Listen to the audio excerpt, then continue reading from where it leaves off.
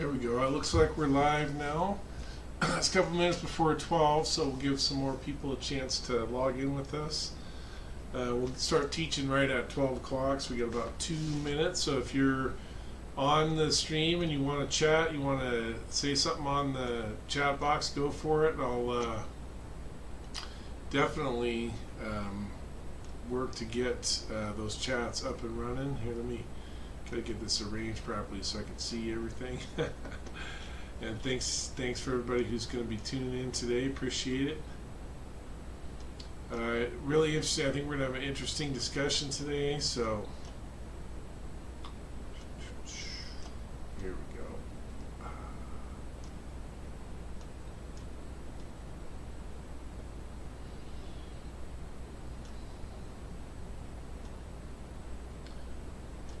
So I'm still doing a little management, getting ready for the class today. Want to make sure give everybody a chance to log in, get their notifications. So if you're subscribed, you're going to get a notification when I go. If you got your notifications on, you'll get a notification when I go live. And so you can join me live, ask questions, chip in on the chat, and we'll have a good discussion. And I've got really a good fire, I think, today to work on and discuss. And we'll have fun. Hey, last couple of weeks I haven't been live. I've been on the road, so you probably see I haven't shaved in a little while. I got to go visit family, visit my kids. Got to do a little bit of snowboarding, a couple of different places up in Washington at Crystal Mountain, and then went to Tamarack in central Idaho. So I had a lot of fun.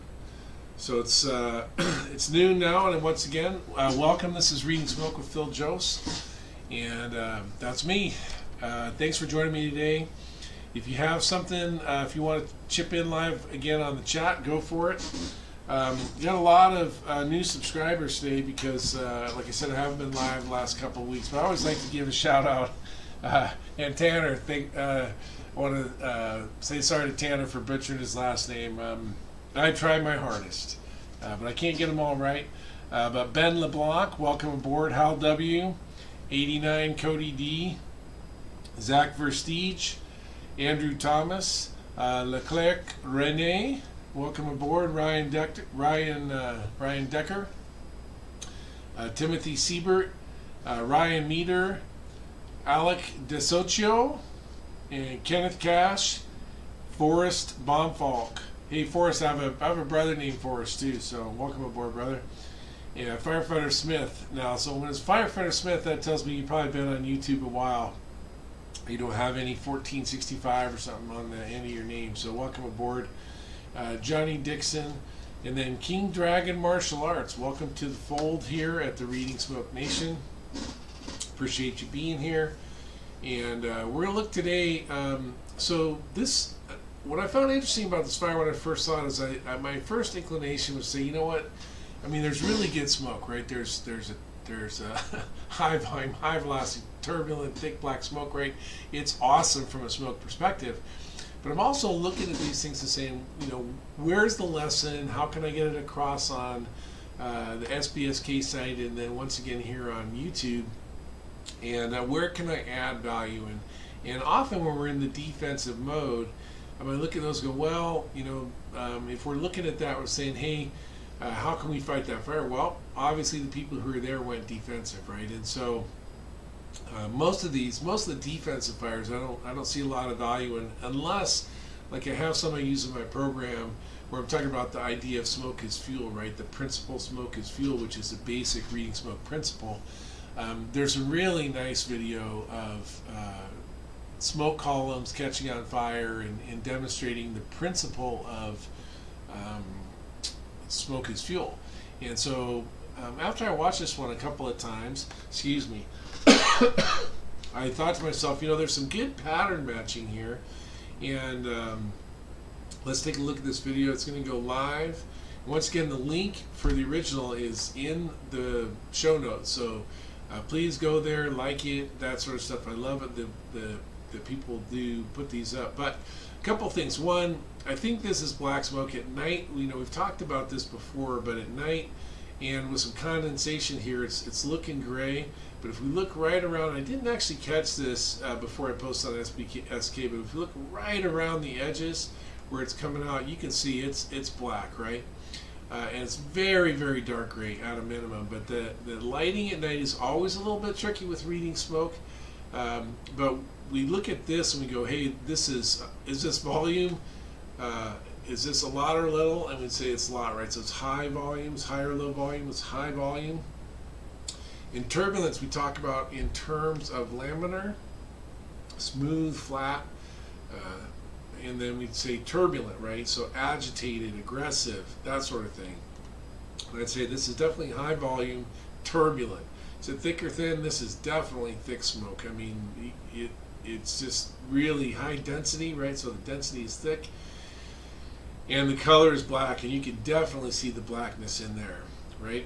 So what am I talking about from the pattern matching perspective, right? So we have high volume, high velocity, thick black smoke, right? Turbulent, thick black smoke, 100% exhaust. And this is a big opening, right? This is a big opening, which tells us there's a big fire in this place.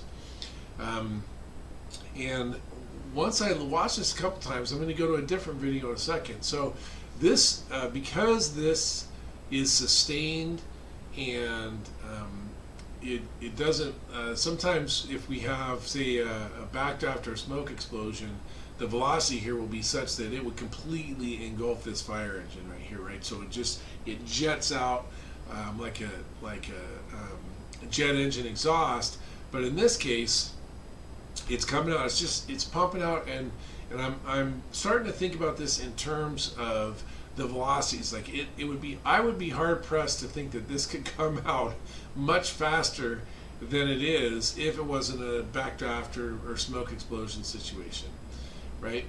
And we can definitely see the fire starting to vent in the back, and we can see at night, we can see this here, there's some smoke, so it's in the back. So the way I read this is that this column of smoke is coming from the fire in the back of this building, right? So it's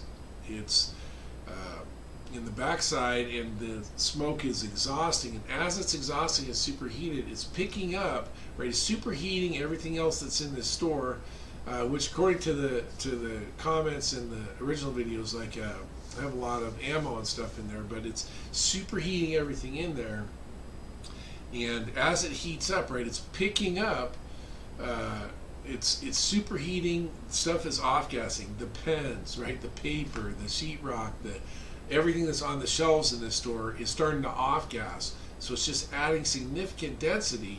So this column is super dense and super hot, right? And that's because it's coming from a semi-remote location, and as it's traveling, right, it's heating up and collecting the off-gas and then coming out here.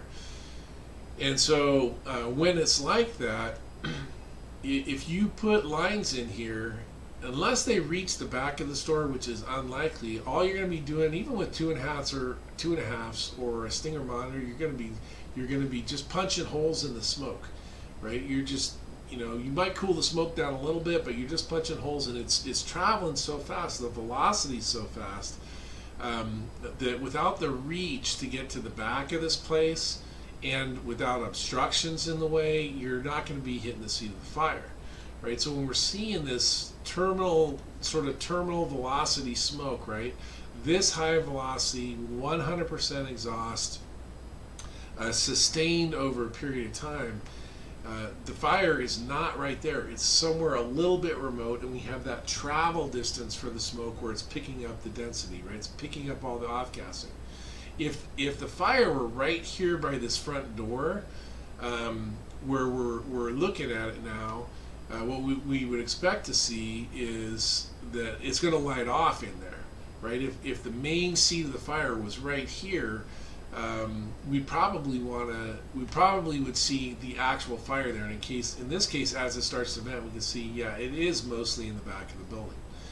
So the reason I think that's important is we start talking about where we're going to make our fire attack. We want to try and make it on the seat of the fire and not travel through the exhaust opening to get there. In this case, The only way to do that here would be to go around the back and attack the fire from the back of the building, right from the Charlie side, hopefully much closer to the seat of the fire. You might have the, in a large enough building, you could have the same conditions on both sides, right? Where it's an extension, it's a long way from where the seat of the fire is to the exhaust opening, and by hitting it through the exhaust opening, you're not going to be hitting the seat of the fire. That doesn't mean you can't make a fire attack, it just makes it very, very difficult. You're going to be going against the flow path, which makes it super risky, right? Super risky. As soon as you can start reaching, using the reach of the line to start hitting the room of origin, the seat of the fire, that sort of thing, you're going to start having an impact on the fire, right? But in the meantime, you don't want to be swimming in hot fuel. Okay, so this is a commercial operation, and so in my tactics class, what I talk about for commercial buildings is not pulling up to the front of the building or the A side or whatever it is. If it's in a commercial area, it might be the side of the building or something like that. But don't pull up to the first entrance and start stretching lines. What I like to advocate is using a reading smoke process to find. We're going to be looking for the three most important things in commercial real estate are location, location, and location, right?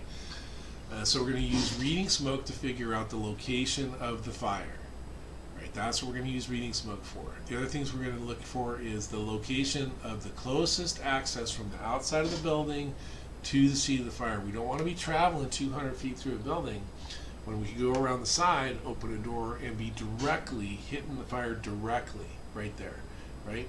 So using reading smoke to find the location of the fire, the location of the nearest opening to the seat of the fire, and then the third is the location of the nearest hydrant. I'm not saying you have to lay forward or whatever, right? I'm just saying these are the three factors that I think that you want to know before you start stretching or laying lines in an occupancy, commercial occupancy, where you're going to be in the offensive mode.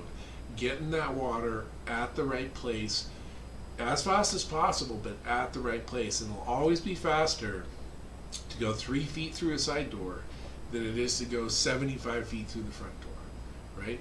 And so, but we look at this pattern matching. Okay, where can we use this? How can we use this to see patterns and other stuff? And one of the things that I thought about when I was doing this is this video from a couple of weeks ago. I think it was the 24th of February was this video, right? So decision making is a combination of pattern matching and experience. Experience either gained through training or gained through the fire ground. And I do talk about that. If you go to the SBSK site, again, the link's in the show notes. But if you go to the SBSK site, at the very top of it, there's a pinned post where I talk about the purpose of reading smoke, and I talk a lot in there about pattern matching experience and how decisions are made, right? So in my tactical decision making class, we do a lot of tactical decision making, but that's what it's based on. So here's the pattern, right?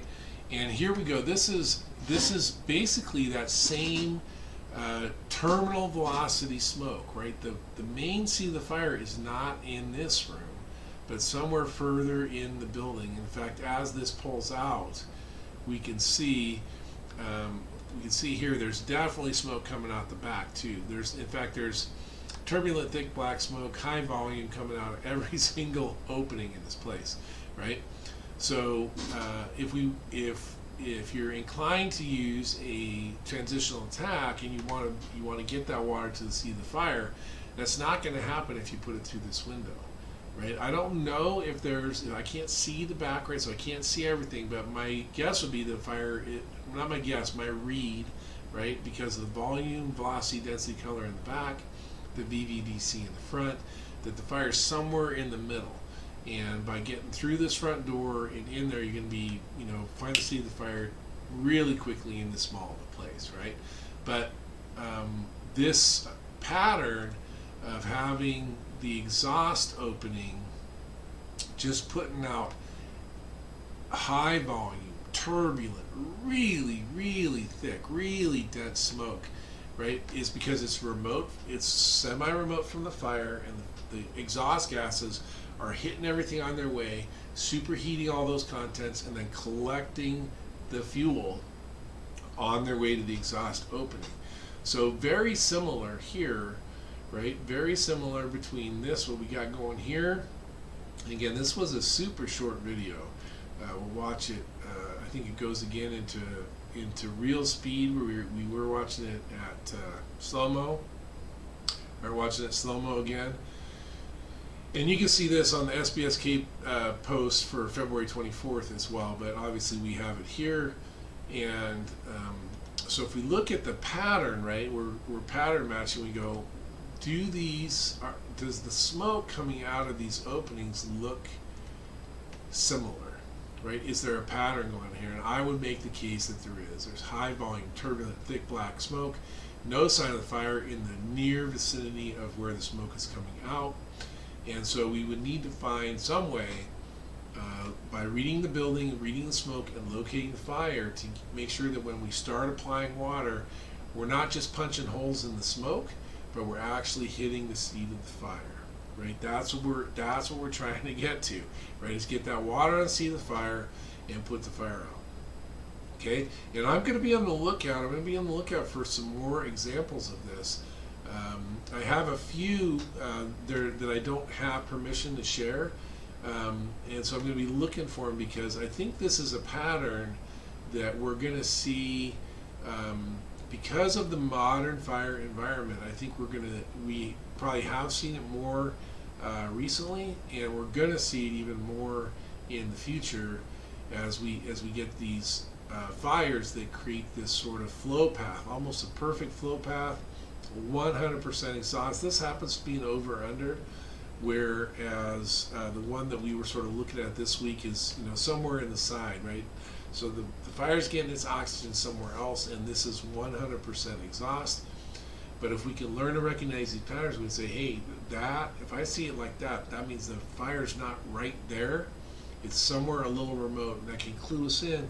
Where is it? How do I find it? How do I get there? How do I put it out? Right? That decision making can come very, very quickly. All right. Thanks to everybody for being here today. I really love doing these sessions. If you want to spread the word, if you want to hit me up on messages or on the Facebook site or whatever, if you have questions, I'm more than happy to answer them. And appreciate it if you spread the word to on the Reading Smoke Nation. Spread the word, right? Hopefully get this training out. If you like and subscribe, if you add comments, it really helps me know that I'm reaching the audience, and that these videos matter to you. I mean, they matter to me, and I'm going to keep doing them. But if they matter to you too, that'd be great. All right, everybody. So. See you next week. Remember, Wednesdays at SBSK, Thursdays here on YouTube Live. I'll be teaching Rancho Cucamonga at Red Helmet Training, and then just after that, the weekend after that, I'll be up in McMinnville, Oregon, and a whole slate for the fall. So see you out there. This is Phil Jost for the Art of Reading Smoke, and I'm out.